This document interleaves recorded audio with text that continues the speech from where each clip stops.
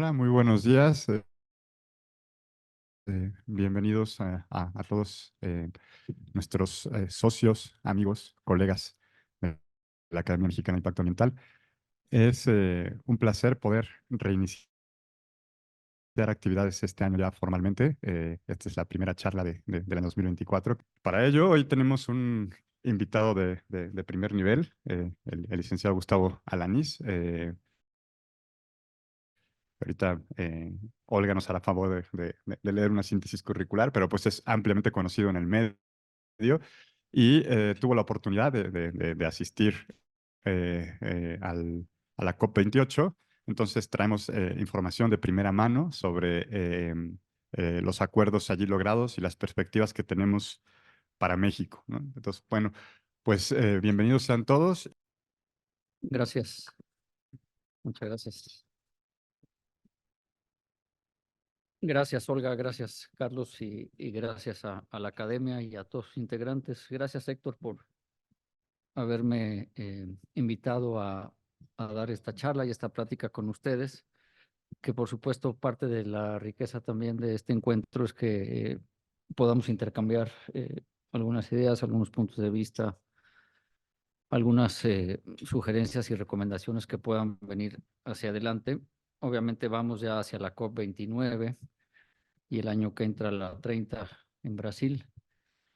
Y una de las cosas que vamos a platicar ahora es qué tanto hemos logrado o no avanzar para poder asegurar que hay una disminución en la generación de las emisiones de gases de efecto invernadero. Entonces, quisiera, además de agradecerle a la academia, agradecerles a todos ustedes. eh, Mucho representa despertarse y venir a un evento a esta hora y para algunos con esta distancia. Así es que les aprecio mucho. Además, los y las conozco a muchos de ustedes desde hace muchos años y me da muchísimo gusto que nos acompañen esta mañana y lo mismo a quienes electrónicamente se han conectado. Les aprecio de verdad mucho.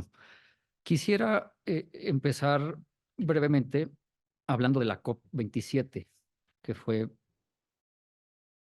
la COP que se llevó a cabo en Sharm el Sheikh, en Egipto, no el año pasado, sino el año anterior.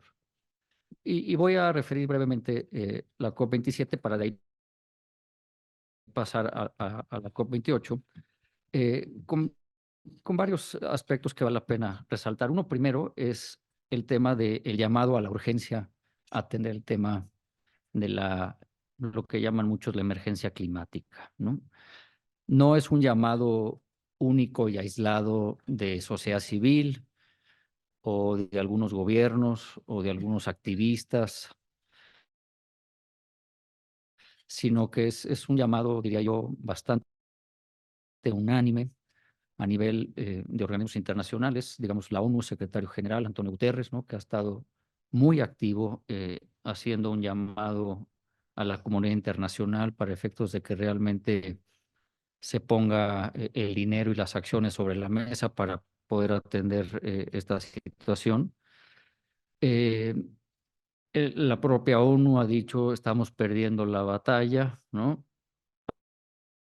ante el incremento de las emisiones y ante el calentamiento global, que cada año, como ustedes saben, las temperaturas del planeta han seguido rompiendo récord y cada vez llegamos al año más caliente y llegamos al año siguiente y es el más caliente y así sucesivamente. Entonces, se ha hablado mucho en este contexto de que los fenómenos van a ser cada vez más extremos y cada vez más frecuentes. No es una situación de que sea algo nuevo, pero sí es una situación, y creo que Otis nos lo dejó ver, ¿no?, donde estos fenómenos van a ser con mucha fuerza, con mucha contundencia y los vamos a ver más frecuentemente. Y esto obviamente lo que se ha pedido también en este contexto internacional es que exista la máxima voluntad política, ¿no?, al más alto nivel de los países para efectos de que haya un compromiso real, ¿no?, un compromiso verdadero, de que si políticamente le vamos a entrar, pues eso va a implicar mejorar leyes, entrarle a la política pública, empezar a invertir en renovables y muchas cosas que ustedes ya conocen. Cuando fue la COP27, el presidente Biden habló de que tenemos que actuar para evitar el infierno, así lo dijo, ¿no? El infierno climático, ¿no? Y dijo, la vida del planeta está seriamente amenazada y tenemos que actuar en consecuencia para reducir, repito, estas emisiones de gases de efecto invernadero. Algo interesante que el panel intergubernamental de cambio climático de la ONU, el IPCC, nos ha estado reiterando es, no solo es CO2, ¿no? No solo es dióxido de carbono, también es metano, ¿no? Y México tiene mucho que decir al respecto. Y algo que hay que considerar es que lo que está en riesgo, además, como ustedes saben, pues es sí las condiciones ambientales, pero la calidad de vida, ¿no? Y la salud de las personas, que es algo que creo yo todos nos deberíamos de preocupar. Y entonces por eso se habla mucho en el contexto de la COP27 de la necesidad de acelerar la descarbonización en el mediano y largo plazo. Nadie está diciendo que va a pasar mañana, porque tampoco podríamos pedir algo que no es realista, ¿no? Pero en este contexto también hay que reconocer que no podemos ver al cambio climático o a los temas ambientales de manera aislada, ¿no? Y hay dos condiciones particulares que llaman la atención y que ustedes las conocen muy bien, que son el tema de Rusia a Ucrania, la relación Estados Unidos-China y lo que pasa ahora en la guerra de Israel-Palestina y todo lo que estamos viendo alrededor de esto. Entonces, lo que les quiero decir con esto es que la crisis energética global, la crisis climática global, se tiene que ver en un ambiente geopolítico mucho más amplio y no solo en el contexto de la negociación propia a nivel climático. El segundo aspecto que viene de la COP27 tiene que ver con las contribuciones nacionalmente determinadas. ¿Qué son las contribuciones nacionalmente determinadas? Yo creo que casi todos o la mayoría de ustedes saben lo que son, pero lo digo muy fácil y rápido. Son los compromisos que voluntariamente hace cada país para efectos de poder ir reduciendo a nivel local, a nivel nacional, las emisiones de gases de efecto invernadero, algunas condicionadas a que haya recursos y otras, como son bajas en costo efectivo, entonces son cosas que pueden hacerse relativamente fácil y que no tienen mayor costo. Y lo que ha sucedido aquí es que hay un llamado también de urgencia a la comunidad internacional a que las emisiones climáticas cada vez sean más altas, a que cada vez sean más ambiciosas y además así lo pide el Acuerdo de París diciendo que cada 5 años las ambiciones climáticas tienen que ir a la alza. Sin embargo, si vamos al caso particular de México, cuando México presenta sus contribuciones en el 2015, el Climate Action Tracker dice, no, pues son insuficientes, ¿no? Después en el 2020 nos dice son altamente insuficientes y luego cuando presentan las del año pasado con una nueva NDC, con una nueva contribución por parte de México, nos dice el Climate Action Tracker son críticamente insuficientes, ¿no? Entonces, desde la observancia de algunas organizaciones a nivel internacional se percibe que México no está haciendo lo suficiente para poder a nivel nacional ir reduciendo estas emisiones de gases de efecto invernadero que provienen principalmente del gas, del petróleo y del carbón. Entonces tenemos un pendiente ahí en cuanto que tenemos como país que ir más hacia arriba. El tercer elemento que se discutió mucho en la COP27 y que siguió en la COP28 fue el tema de las pérdidas y daños. En inglés se le llama el loss and damages. Y eso lo que quiere decir es cómo le vamos a hacer en la comunidad internacional para poder ayudarle a los países más pobres, a los países más vulnerables al cambio climático, para que puedan implementar medidas de mitigación y de adaptación al cambio climático en una situación donde no son estos países los que están emitiendo las emisiones, pero sí son los que se están viendo afectados, ¿no? Que son muchos países y muchas comunidades a nivel internacional, y entonces mucho de la COP27 giró en torno a la creación de un mecanismo financiero justamente para las pérdidas y daños. Obviamente, cuando se da la negociación de la COP27, no está clara cuál va a ser la estructura de este fondo para pérdidas y daños. No estaba claro quién iba a manejar el mecanismo. Después de la COP28 sí quedó claro quién lo va a manejar inicialmente, el Banco Mundial. Va a ser como, digamos, el lugar donde inicia el alojamiento y a partir de ahí volará de manera independiente, por lo menos así se espera, ¿no? Obviamente se está trabajando en toda la estructura, en las reglas de implementación, ¿no?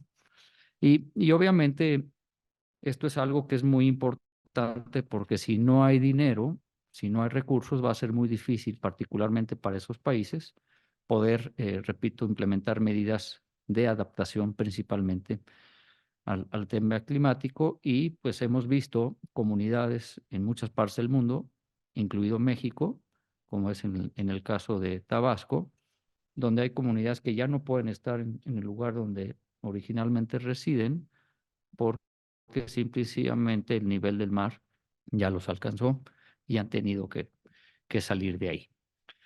Un tema relacionado con esto mismo, con la parte de financiamiento, tiene que ver con el compromiso que hicieron los países ricos, los países industrializados en el año 2020, de meter 100 mil millones de dólares, justamente para que estos países pudieran empezar a implementar acciones y medidas en el contexto local.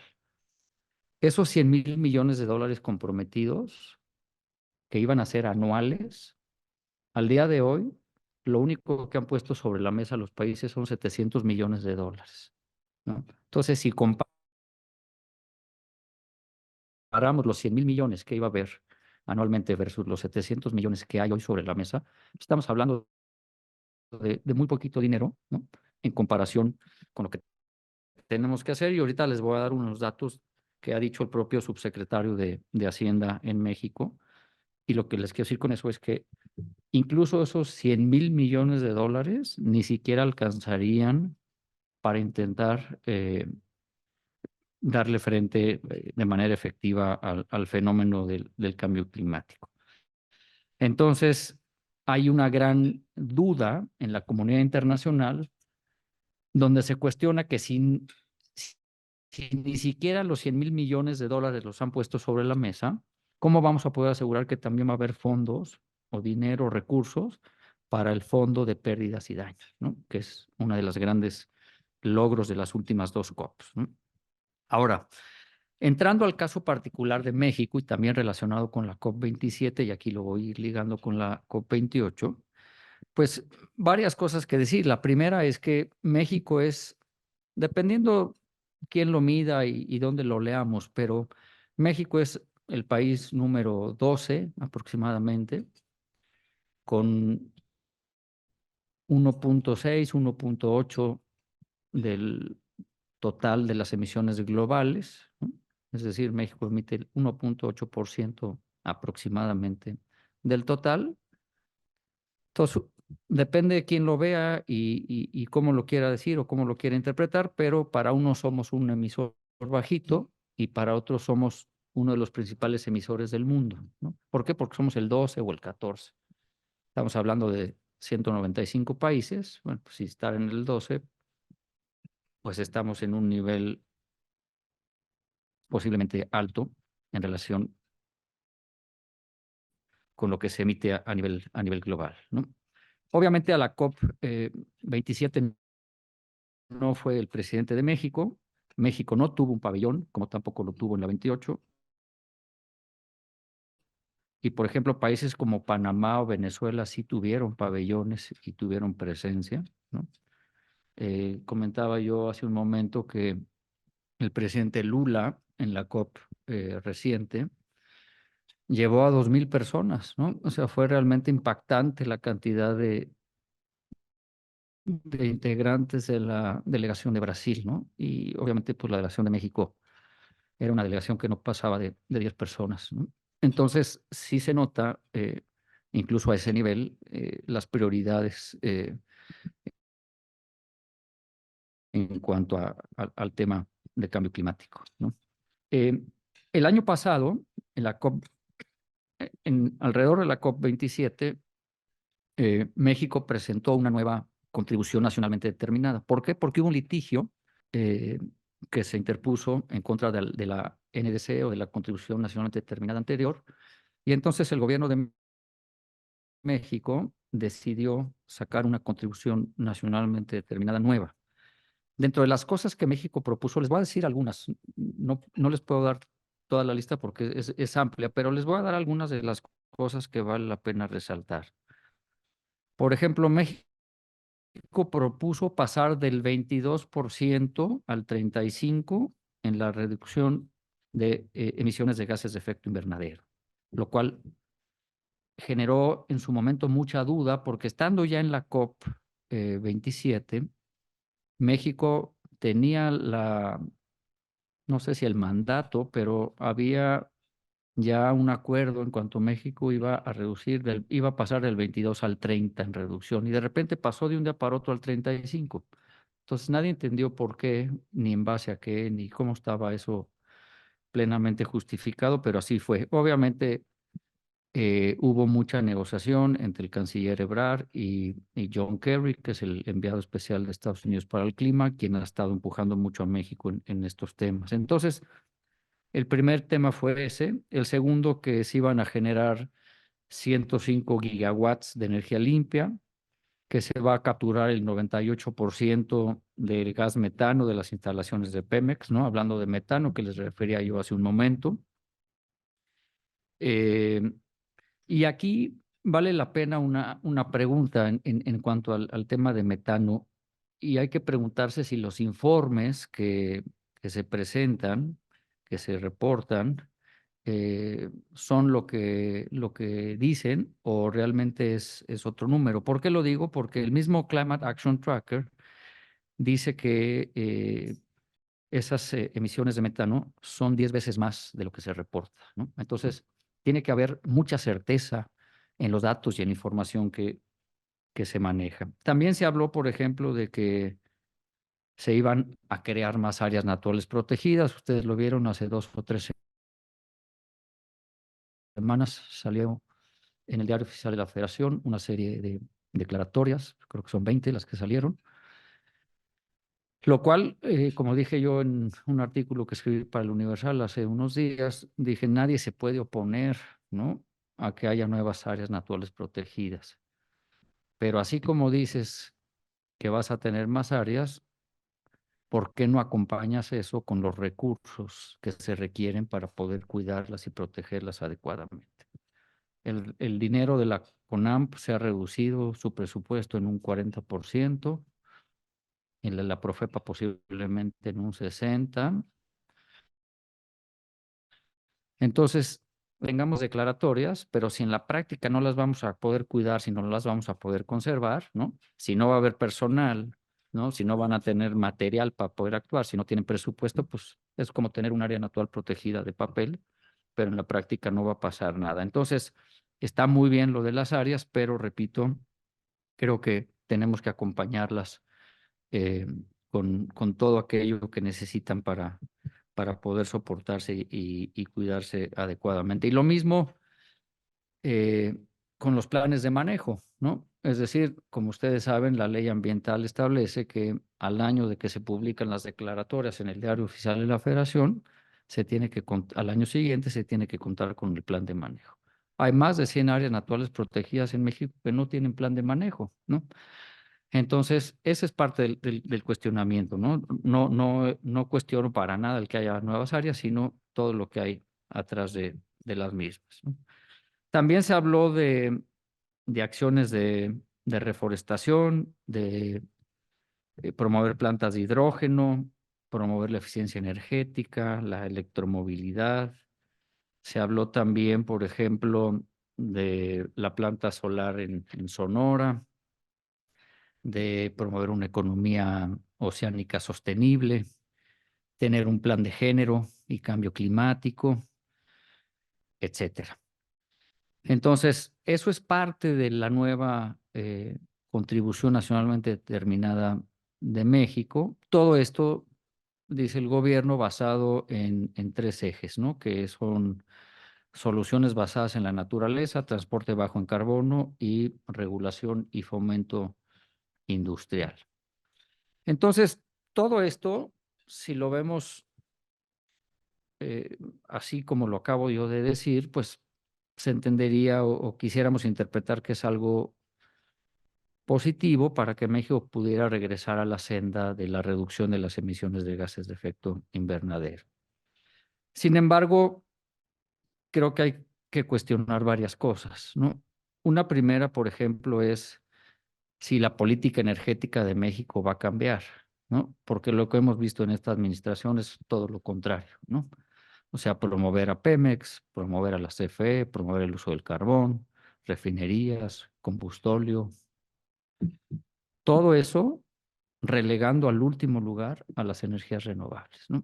Entonces, si la política energética de México no cambia, pues todo lo que les acabo de leer, pues me parece que se antoja difícil que se vaya a cumplir, ¿no? En segundo lugar, eh, hay que saber cuál es la línea base, ¿no? O sea, porque nadie conoce los estudios que justifiquen, por ejemplo, lo que yo les decía del pasar del 22% al 35%. ¿En base a qué? ¿De dónde partimos y a dónde queremos llegar? ¿Cuál es la ruta? ¿Cuál es el cronograma?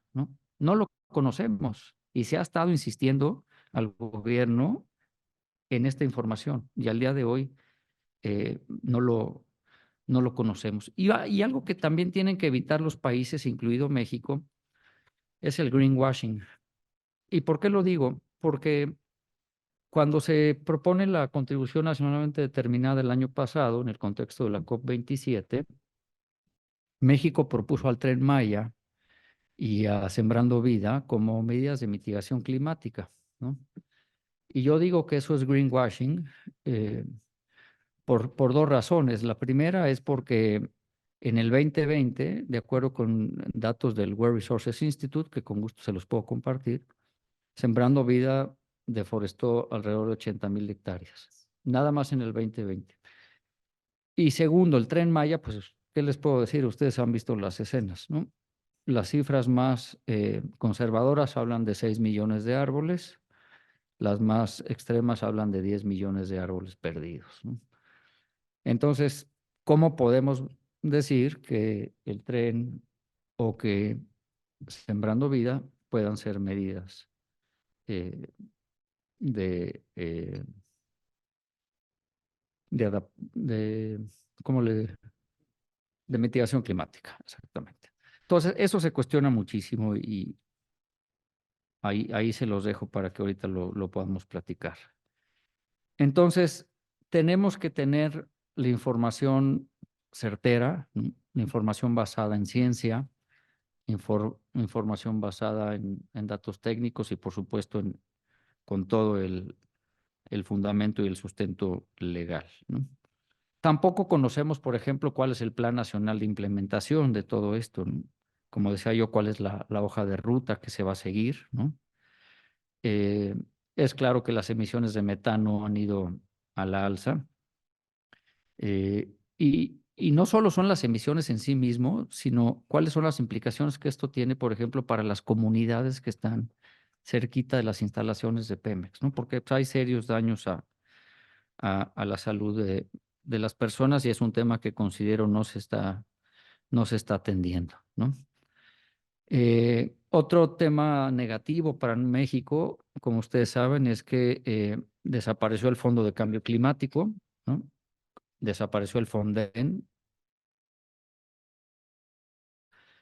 y muchos otros fondos y fideicomisos que pudieran ayudar con esto. Entonces, pues no sabemos si en algún momento dado el fondo se va a reinstalar o no. Posiblemente con el nuevo gobierno suceda algo como eso. Hablando del Plan Sonora, eh, el cual ha sido muy apoyado desde el sector público, lo cual está muy bien. Habría que preguntarse qué va a pasar con otros que están formados en la fila, ¿no? porque hay otros programas, hay otros planes, hay otros estados de la República que también están invitando a que vengan todas estas inversiones y sin embargo, pues no se ve que haya el mismo apoyo, los mismos estímulos, las mismas facilidades, etcétera, ¿no?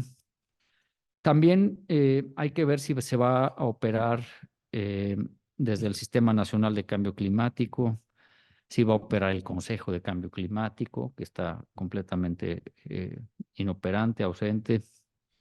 En fin, hay una serie de cosas que hay que arreglar, ¿no? Y particularmente lo que mencionaba yo de que la política energética ha sido muy regresiva por todo esto de que la CFE eh, promueve el carbón y lo de la refinería en Tabasco y otras refinerías que puedan venir en adelante, ¿no? Y no solo eso, sino que también hay que ponerlo desde el punto de vista del cumplimiento o del incumplimiento de compromisos legales, ¿no? A nivel nacional y a nivel internacional. A nivel internacional, pues, es incumplir con el Acuerdo Marco de la ONU sobre Cambio Climático y el Acuerdo de París. Y a nivel nacional es la Ley de Cambio Climático y la Ley de Transición Energética. En ambos casos, tenemos que llegar a renovables o energías limpias con un 35% al 2024. Con estas políticas y con estas acciones se ve difícil, ¿no? Se antoja complejo poder llegar a estos porcentajes. Entonces, termino rápido con la COP27 diciendo, se crea ese mecanismo financiero para todo lo que tiene que ver con pérdidas y daños. Eh, Se incluye un lenguaje de derechos humanos, fue importante, pero por ejemplo, evitaron en la 27 la mención expresa de la necesidad de eliminar los combustibles fósiles. Eh, Estados Unidos se comprometió a reducir emisiones al 2030 en un 50% respecto a los niveles del 2005. Las instituciones financieras, es decir, los bancos, muchos bancos reiteraron su compromiso de no financiar proyectos que estén relacionados con combustibles fósiles. Eh, Se habló mucho de darle prioridad al tema de la adaptación. Si bien se reconoce que la mitigación es muy importante y que se le ha dado mucha relevancia, pues también hay que entrarle a la parte de adaptación. Se habló de los desplazados, de los migrantes climáticos, que cada vez son más en el contexto internacional. Se habló de la importancia de la ciencia y de usarla cada vez más para tomar mejores decisiones y implementar políticas climáticas efectivas. Eh, Se habló también de el uso de tecnologías apropiadas y se habló también de la necesidad de aportar no solo dinero, no solo tecnología, sino también capacitación a todos aquellos que lo requieren. Y cuando hablaba yo hace ratito de los 100 mil millones de dólares, fíjense, en la COP27 se reconoció que alrededor de 4 trillones de dólares por año deben de ser invertidos en energías renovables hasta el 2030 y así poder llegar al 2050 con lo que llaman las emisiones netas cero. ¿No? Entonces, me parece que hay datos ahí. También se habló, por ejemplo, de que para llegar a una economía baja en carbón, se requería no solo una transformación en el contexto global, sino inversiones de 4 a 6 trillones de dólares por año. Y bueno, pues obviamente se pidió que los países industrializados cumplieran con su compromiso de los 100 mil millones de dólares. Entonces, todo eso 27 y un poquito de transición hacia 28. Y entonces, pues para llegar a Dubái, obviamente el tema o de los temas más complicados era el tema financiero, ¿no? Por lo que ya les he estado aquí explicando, por los 100 mil millones de dólares, ¿no? Pero cuando llegamos a Dubái o en el camino a Dubái, se hablaba de que se requieren de 3 a 5 billones de dólares de aquí al 2030, ¿no? Entonces, está todo el tema del financiamiento, esté el tema de la operatividad, esté el fondo de pérdidas y daños, que ya referí, que no voy a comentar más, ¿no?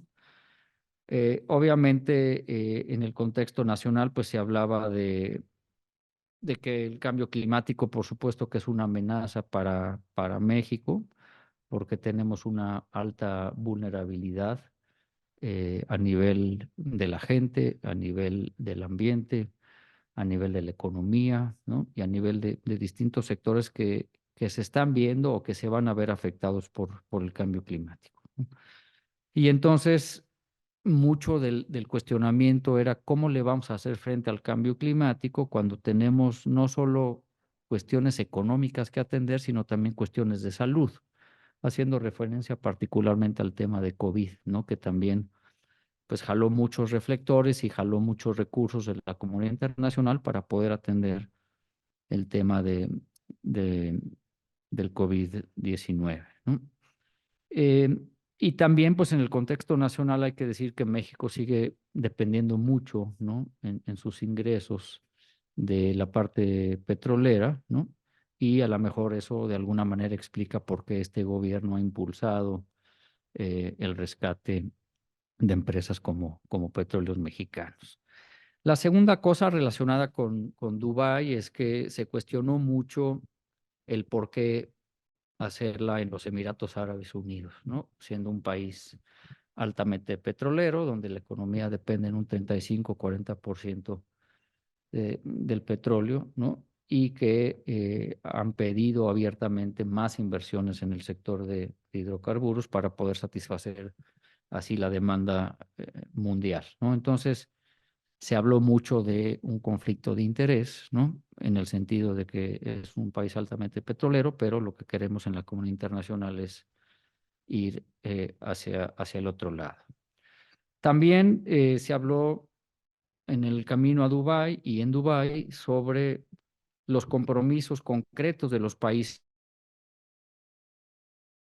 para llegar al 2040, al 2050, al 2060 con este tema de las emisiones netas cero. Por ejemplo, los chinos pues ya dijeron nosotros al 2060, ¿no? Es cuando creemos que es óptimo y que es posible llegar, ¿no? Pero obviamente, si queremos realmente hacerlo, pues necesitamos un recorte muy profundo, una reducción que sí tiene que ser gradual, pero después hacia la eliminación de todo lo que tiene que ver con gas, con petróleo y con carbón. Eh, También en el camino a Dubái y en Dubái se habló mucho de los esfuerzos y los compromisos que tienen que hacer los países para poder reducir a fondo, pero también de manera inmediata y sostenida estas emisiones de gases de efecto invernadero, y todo con el objetivo de poder limitar la temperatura del planeta para que no aumente más de 1,5 grados, como lo ha estado pidiendo el mismo panel intergubernamental de cambio climático de la ONU. Y también en el camino de Dubái y en Dubái se habló de esto de las contribuciones nacionalmente determinadas que tienen que ser más ambiciosas, ¿no? Tenemos que ser más ambiciosos todos los países y se reitera la necesidad de tener una voluntad política, repito, al presidente de la República, primer ministro, para efectos de que la transición energética justa realmente vaya progresando en el tiempo. También vale la pena mencionar en este contexto que se reconoció en el camino a Dubái y en Dubái que hay poco avance en lo que tiene que ver con la eliminación gradual de todos los combustibles fósiles. Eh, Particular énfasis en algunos casos, en algunos momentos, fue el tema del gas natural. Eh, ¿Por qué lo digo? Porque se vende como el gas de transición, lo cual en un momento dado podría ser algo aceptable, pero más bien es un gas que se está quedando, ¿no? Y entonces, pues, al final estamos hablando de un gas fósil, ¿no? Eh, Porque su aprovechamiento y su uso, por supuesto, pues se sigue emitiendo concentraciones de gases de efecto invernadero, ¿no? También decir que hay cierta discusión, cierto debate, cierta polémica, cierto choque entre adaptación y mitigación, ¿no? Donde unos creen que hay que meterle más a uno y otros creen que hay que meterle más al otro. Yo creo que mucho depende también del país o de los países de los que estemos hablando, ¿no? Si estamos hablando de los que están siendo afectados y no emiten, pues obviamente hay que ayudar a la adaptación, ¿no? Para que puedan estar en mejores condiciones. Y si estamos hablando de los países como Estados Unidos o como China o estos altos emisores, pues entonces hay que pegarle fuerte también a los temas de la mitigación, ¿no? Eh, y en el camino a Dubái, eh, nos encontramos con algunas de Gabriel Llorio, que es el subsecretario de Hacienda, y fíjense los datos que él manejaba. Por ejemplo, dijo, México requiere un monto equivalente a 8% del PIB para poder combatir el cambio climático y cumplir con sus metas ambientales al 2030. Y lo cito textual. Necesitamos movilizar cada año entre 7 y 8% del PIB hasta el 2030 para cumplir con los objetivos del desarrollo sostenible y así poder alcanzar un desarrollo económico justo y ambientalmente sostenible. O sea, este discurso del gobierno me parece muy bueno, ¿no? Ojalá fuera la Secretaría de Medio Ambiente, ¿no? La que estuviera diciendo esto, pero al final es el gobierno federal, ¿no? Y fíjense lo que dijo Llorio, dice, el cambio climático es una amenaza global y uno de los desafíos de política pública más importantes actualmente. Aseveró que a nivel global, para poder cerrar las brechas de financiamiento y combatir cambio climático, se requieren 5 trillones de dólares anualmente, lo cual coincide con las cifras que les estaba yo mencionando momentos atrás, ¿no? Entonces, pues lo que esto quiere decir es que lo que hay sobre la mesa en cuanto a recursos, ¿no? Financieramente hablando, pues no es suficiente, ¿no? En el caso del subsecretario también propuso tener un orden financiero que brinde opciones de financiamiento asequibles y efectivas para hacer frente a los desafíos del cambio climático. Y finalmente, la misma Secretaría de Hacienda recordó que tienen ellos una estrategia para movilizar financiamiento sostenible. Seguramente algunos vieron esto de la taxonomía sostenible, ¿no? Que anunciaron hace algunos meses.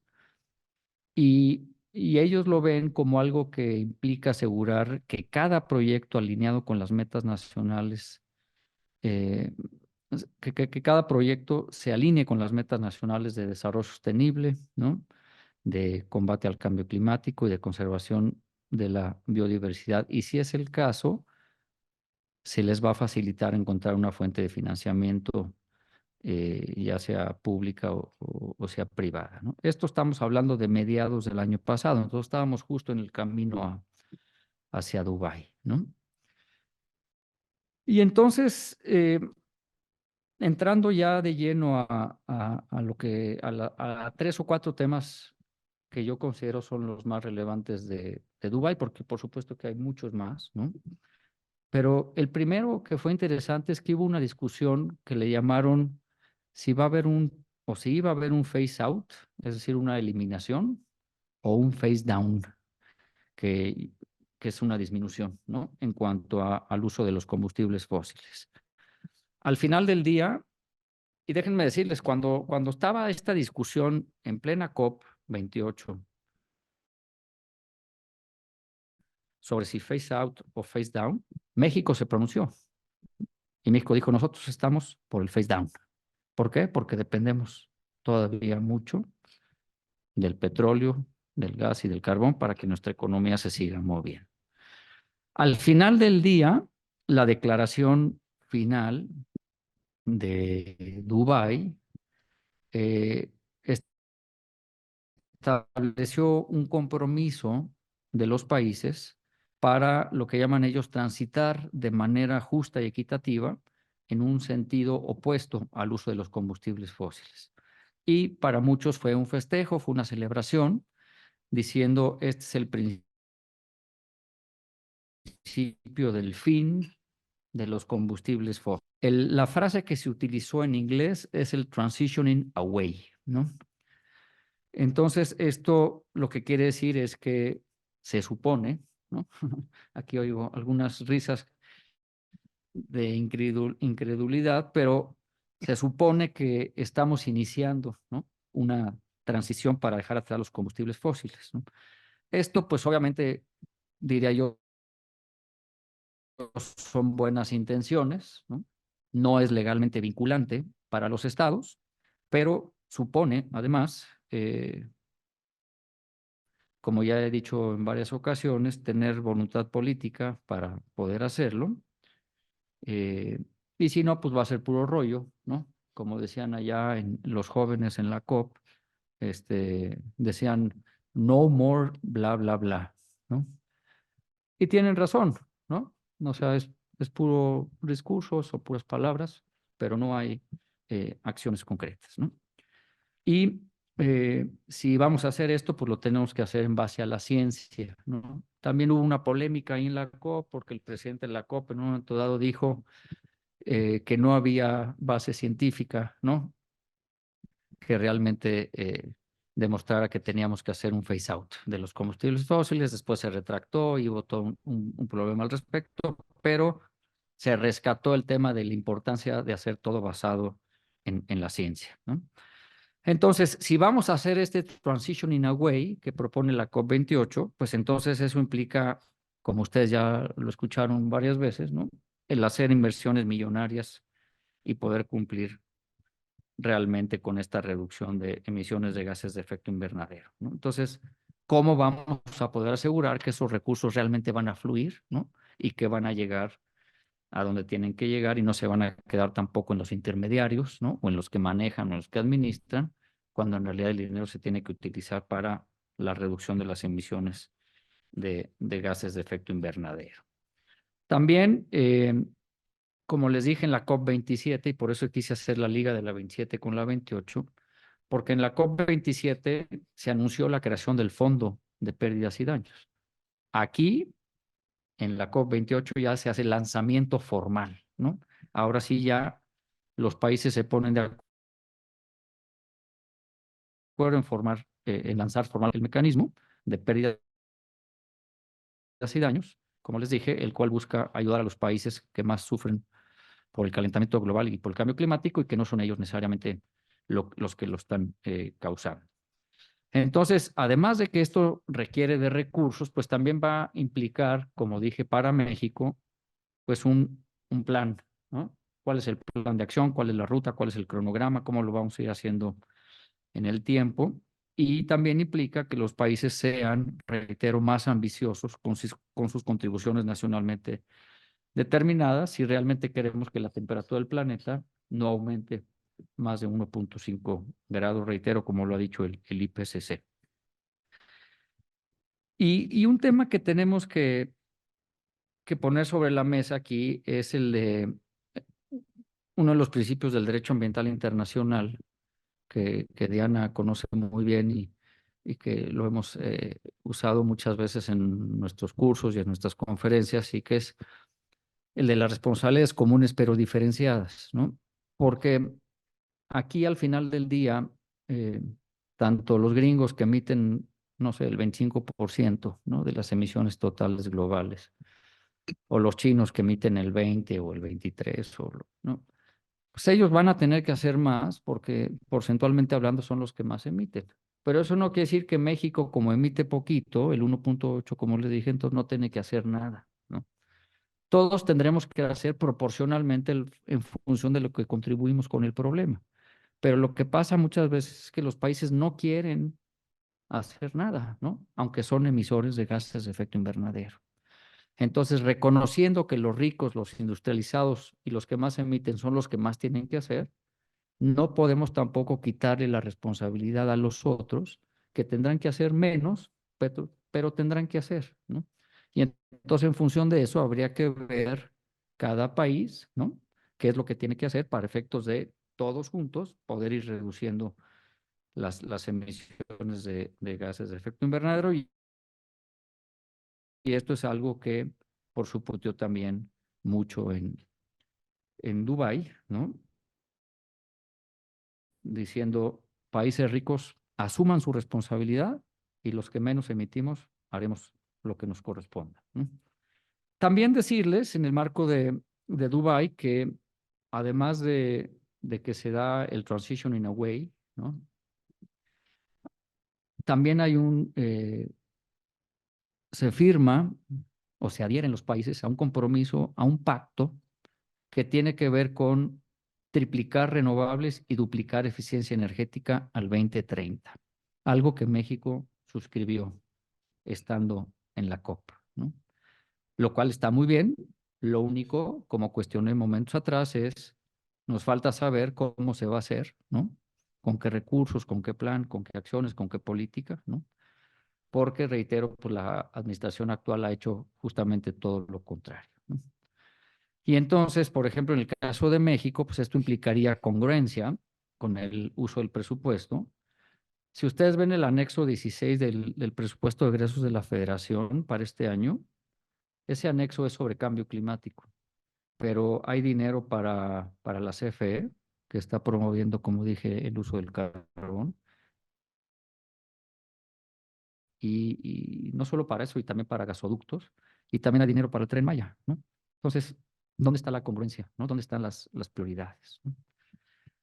Con respecto al papel de México en la COP, que también me pidieron que lo abordara brevemente, decirles que México, como es tradición en estas cumbres, apoya tres temas reiteradamente, que son los temas que tienen que ver con género, con jóvenes y con derechos humanos, lo cual me parece que está muy bien, ¿no? Son temas importantes y que son parte de la agenda, pero también tendría yo que decir que México tiene que ser protagonista en los temas sustantivos, ¿no? Y eso no lo vimos en Dubái.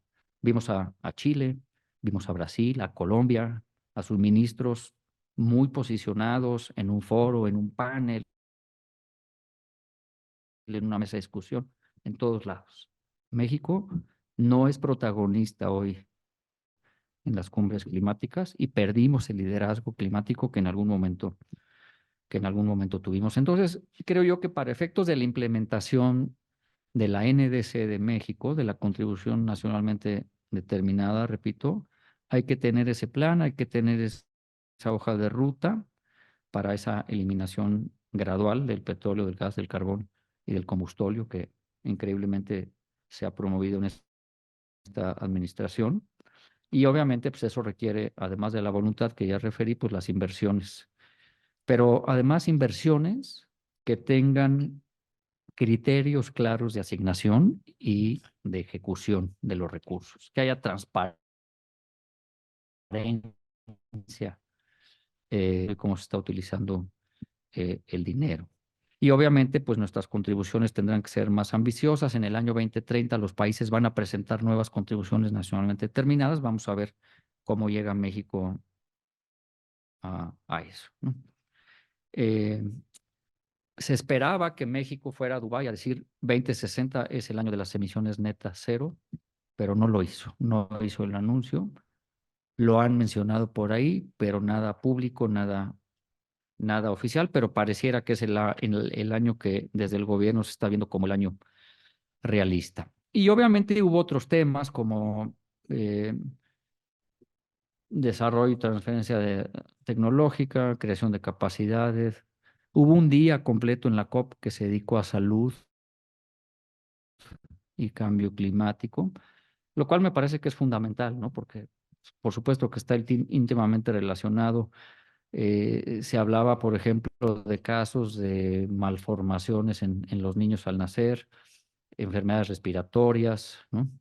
Y también se habló mucho sobre justicia climática, en el sentido de que tengamos derecho a un clima seguro para nuestro desarrollo y para nuestro bienestar.